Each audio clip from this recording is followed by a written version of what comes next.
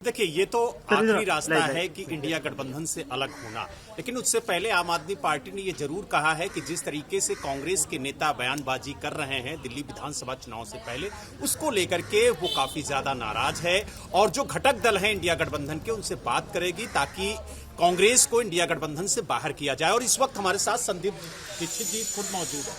संदीप जी, सबसे ज्यादा हमला तो आप ही बोलते हैं अरविंद केजरीवाल पर और आम आदमी पार्टी पर, और आज एलजी साहब के पास भी आए हैं शिकायत करने।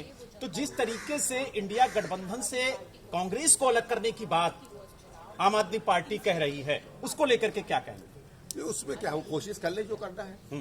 भाई बदमाशी करो आप, ठीक है, गुमराह करो आप, चीटर बनो आप, और आरोप हम पे लगाओ। हमारा कोई उनसे गठबंधन दिल्ली के चुनाव में तो है नहीं, ठीक है। दिल्ली को चुनाव पे नहीं है तो आपकी सारी खामियों को हम निकालेंगे। भाई आपने शराब घोटाला किया, उसके बाद भी आप गठबंधन में आए। कोई मुझे बता दे, एक घटक दल बता दे इंडिया अलायंस का जो कहता है कि शराब घोटाले में ये इनोसेंट। सबने ये कहा कि इनको बेल पे छोड़ा जाए, अगर सजा मिल जाएगी तो जेल जाए। बेल का लोगों ने कहा कि नहीं, जेल में नहीं होना चाहिए, बेल में होना चाहिए। लेकिन इंडिया घटक दल लेकिन जब इतनी नफरत थी तो आपने लोकसभा चुनाव क्यों लड़ा साथ में? नहीं, बात नफरत की नहीं थी। नफरत जो है इनकी दिल्ली सरकार की कार्रवाइयों से। ऊपर में ये हमारा समर्थन करते हैं, ये कहते हैं नरेंद्र मोदी की जगह राहुल जी प्रधानमंत्री बने तो स्वागत है सबका, क्या दिक्कत है? ऊपर तो हमारा कोई नैतिक अंतर नहीं है ना। उन्होंने ये कहा कि दिल्ली, अगर आपको याद होगा, आज से 8-9-10 महीने पहले यही कहने लगे कि जो बात राहुल जी अपनी यात्राओं में, न्याय यात्राओं में जिस तरीके से बीजेपी की सरकार की आलोचना कर रहे थे, उसमें ये साथ है। उन्होंने कहा कि इसलिए हम इंडिया गठबंधन में आते हैं। और एक और चीज थी कि बहुत सा ऐसा वोटर है दिल्ली में जो लोकसभा के चुनाव में नरेंद्र मोदी जी को वोट नहीं देना चाहता, उनकी सरकार को हराना चाहता है, क्योंकि उसमें कुछ वोटर कांग्रेस का है, कुछ वोटर आम आदमी का है, वो आपस में बढ़ जाते। इसलिए उनको एक करना भी हमारी जिम्मेवारी थी। लेकिन वहां वोट जो है केजरीवाल पे नहीं पड़ रहा था, दिल्ली में वोट केजरीवाल पे पड़ रहा है, और इसलिए दिल्ली में हम केजरीवाल का विरोध करते हैं। लेकिन अगर संदीप जी बात की जाए तो लोकसभा में आप लोग एक साथ आए, एक साथ वोट मांगा। अब दिल्ली विधानसभा चुनाव में इतनी नाराजगी क्यों हो गई? दोनों लोग अलग हो गए, गठबंधन हुआ नहीं, और लगातार दिल्ली कांग्रेस के नेताओं की तरफ से केजरीवाल के खिलाफ, आम आदमी पार्टी के खिलाफ बयानबाजी हो रही है। और ये देखिए, कई पन्नों का दस्तावेज मेरे हाथ में है जिसको आज आपने एलजी के सामने रखा है और खुद अरविंद केजरीवाल की शिकायत की है। तो गठबंधन कैसे रहेगा? कैसे इंडिया गठबंधन आगे बढ़ेगा? गठबंधन तो इंडिया अलायंस तो लोकसभा लेवल पर है ना, पार्लियामेंट्री लेवल पर है ना। भाई आप क्रिकेट देखते हैं, क्रिकेट देखते होंगे, कुछ न कुछ देखते होंगे। आईपीएल में मैच होते हैं, इंडिया ऑस्ट्रेलिया के खिलाड़ी साथ खेलते हैं। जब अलायंस होता, आज हम लोग इंडिया के खिलाफ खेल रहे हैं, ऑस्ट्रेलिया के खिलाफ खेल रहे हैं ऑस्ट्रेलिया में, तो जो खिलाड़ी, लेकिन मेन नेता पे ही आरोप लगाएंगे तो फिर कैसे चलेगा? अरविंद केजरीवाल तो मुख्य नेता है आम आदमी पार्टी के। तो क्या हो गया? हर जगह अलग, जैसे मैंने कहा ना, आईपीएल में साथ खेलते हैं, टेस्ट लेवल पे नहीं साथ खेलते हैं, क्योंकि अलग अलग उसके गोल होते हैं। उसी तरीके से दिल्ली में हमारा गोल ये है कि जिस आदमी ने दिल्ली को बर्बाद किया है उसको दिल्ली से हटाया जाए। राष्ट्रीय स्तर पर वो कभी चुनकर नहीं आए, अगर राष्ट्रीय स्तर पर वो कभी सांसद भी नहीं बने तो राष्ट्रीय स्तर पर हमको उनसे क्या परहेज है?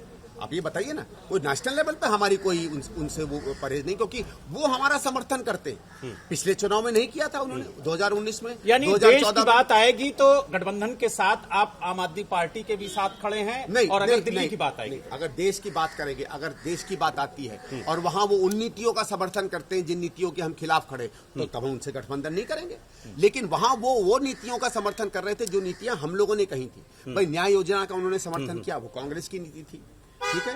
उन्होंने एक ऐसे देश के निर्माण की बात की जहां गरीबों की पहल होनी चाहिए, वो हमारी नीति थी। तो वहां वो हमारी छत्र छाया में आके खड़े हुए थे, उसमें सबका स्वागत। अच्छा, एक आखिरी सवाल, आज आपने एलजी साहब से मुलाकात की, कौन सी शिकायतें थी जो आपने उनसे की और क्या मांग की है? 3 मुख्य है। एक तो ये मुख्यमंत्री महिला योजना लेकर आतिशी जी ने और केजरीवाल जी ने बार बार ये कहा है कि साहब, एक हमारी 1000 रुपया महीना महिलाओं को देने की स्कीम है। ये स्कीम चुनाव के पहले 1000 रुपया देगी, और जब चुनाव हो जाएंगे और अगर हम लोग जीत के आते हैं तो वो 2100 रुपये हो जाएगी। कोई भी पॉलिटिकल पार्टी कोई स्कीम देती है, हमें कोई परहेज नहीं। आप 2100 दो, 5000 दो, 2000 दो। वो दूसरी बात है कि पंजाब में पिछले 2-2.5 साल से वहां की औरतें इंतजार कर रही हैं, क्योंकि वहां भी उन्होंने प्रॉमिस किया था देने का, वहां तो 1 रुपया नहीं दे पाए। तो हमें तो पूरा विश्वास है कि दिल्ली में भी नहीं दे पाएंगे। तो चलो वो छोड़िए, प्रॉमिस करने में तो कोई अपराध नहीं, आप प्रॉमिस कर सकते हैं। लेकिन इन्होंने एक तथ्यात्मक झूठ बोला कि अभी एक स्कीम है जिसके तहत आपको 1000 रुपया महीना मिलेगा। उसकी अपनी सरकार कहती है कि साहब वो गलत है, झूठ है, ऐसी कोई स्कीम नहीं है। और दूसरा उसने कहा कि उस नाम पर आप जो फॉर्म भरवा रहे हैं वो फॉर्म है ही नहीं, तो इसका मतलब है वो धोखाधड़ी का केस बनता है। तो जब स्वयं सरकार कह रही है कि धोखाधड़ी का केस है, तो हम तो उसी सरकार के मुखिया से ये आग्रह करने आए हैं कि जब ये धोखाधड़ी का केस है तो आप इसमें इंक्वायरी करवाएं, और इंक्वायरी में अगर ये सच पाया जाता है कि ये धोखाधड़ी का है, तो इस धोखाधड़ी को आप प्रचार प्रसार करने में सबसे प्रमुख रही हैं आतिशी जी और अरविंद केजरीवाल जी। उन दोनों के खिलाफ कार्रवाई हो, और वो तमाम कार्यकर्ता जो दिल्ली की तमाम इनोसेंट और अनसस्पेक्टिंग औरतों को ये फॉर्म भरवा रहे हैं और उनसे उनका सीक्रेट और प्राइवेट डेटा ले रहे हैं, उन सब के खिलाफ कार्रवाई है। एक ये। दूसरा, कल हमें मेरे घर के बाहर कुछ मेरे पंजाब के मित्र आए हुए थे, वो पंजाब यूथ कांग्रेस के हैं, पहले से मुझे जानते हैं, मुझे चुनाव में मदद करने आए थे। उन्होंने दो एक ऐसे लोगों को देखा जिस पर उनका संदेह हुआ। जब उन्होंने उनसे शायद कन्फ्रंट किया, बात की, तो वो वहाँ से रवाना हो गए और पता चला कि वो पंजाब पुलिस के शायद हैं, क्योंकि इन चीज़ों का कोई यह तो है नहीं कि वो तमगा लटका के घूमते हैं कि हम जासूस हैं।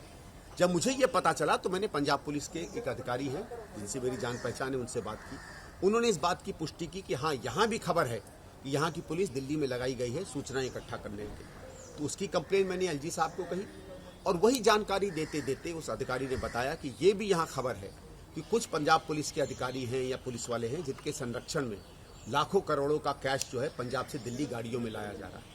तो मैंने ये भी एलजी साहब से रिक्वेस्ट की कि ऐसी कोई भी संदेहास्पद गाड़ी अगर मिलती है, हरियाणा से ट्रैवल कर रही हो, यूपी में ट्रैवल कर रही हो, राजस्थान में ट्रैवल कर रही हो, आप वहाँ के सीएम को या डीजीपी को ये आग्रह करिए और दिल्ली की पुलिस को सतर्क करिए कि ऐसी कोई भी गाड़ी मिले तो उसकी तहकीकात की जाए जो संदेहास्पद लगे। तो आपने देखा हमारे साथ संदीप दीक्षित थे, जिन्होंने साफ तौर से कहा कि जिस तरीके से दिल्ली में पंजाब पुलिस आकर के जासूसी कर रही है, तमाम ऐसे मुद्दे उन्होंने एलजी के सामने रखे और कहा कि इस पूरे मामले की जांच होनी चाहिए और दिल्ली पुलिस को भी सक्रिय करिए कि अगर पंजाब पुलिस की गाड़ियां दिल्ली में आती हैं तो उनकी भी चेकिंग हो, ताकि जो कैश दिल्ली लाने की बात सामने आ रही है वो उजागर हो।